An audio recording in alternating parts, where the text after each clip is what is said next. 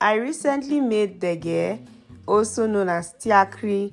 I don't really know how it is pronounced, but I usually have it with yogurt a lot. So I am here to show you how to make yours. For our star ingredients, we have with us millet, and these are very tiny grains. Most times they have or contain a lot of stones and dirt. So you're going to select your millet well, else you're going to be eating stones all through. As you can see, while washing our millet, I still found beans in it. I found guinea corn a lot. So these are grains, and most often they are mixed. So you have to make sure you select your millet very well. Now we are going to wash it too very well, and there are various methods when it comes to washing millet in order to help separate the grains from the sand. So after washing it the first time with our hands roughly, we are going to strain out the excess water. I'll show you the second way in which you can wash your millet, so I pray you watch this video till the end. If you've watched to this point, please do not forget to subscribe, do not forget to like, and leave me a comment if you'll be trying this out. So after washing our millet, this is what we have, and the water looks almost clean, showing or indicating that our millet is clean. For the second method, when it comes to washing millet, you're going to grab a bowl or a pan and do what I am doing. So at the end of the day, all of the millet will actually go into the water while the stones will settle. So I will always strongly advise you wash your millet. I'm emphasizing on this because if you do not wash it clean, if it is not clean, you're not going to enjoy your DEGUE.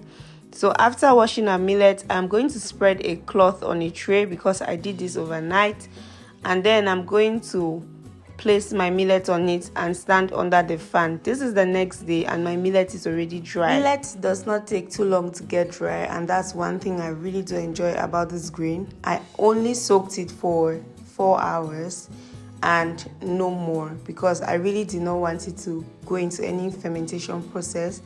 So once it is dry, you're going to transfer it into your blender. I am only blending it at home because of the quantity. It is not much. This is 3 to 4 cups of millet, and it is actually not much.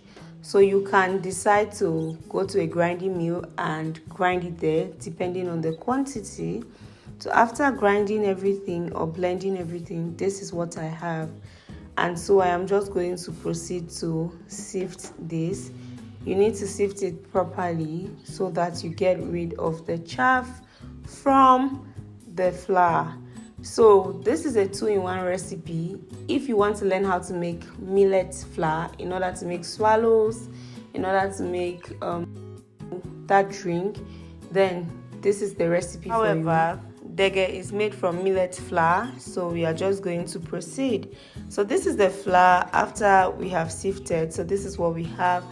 And for the chaff that was left, we are going to add water and soak for a number of hours. I want to make a drink out of it, so that's what I'll be doing. So this is a flour, a millet flour, and I'm just going to add little water and use my hands in this way to make my DEGUE. So you're just going to follow or watch what I do.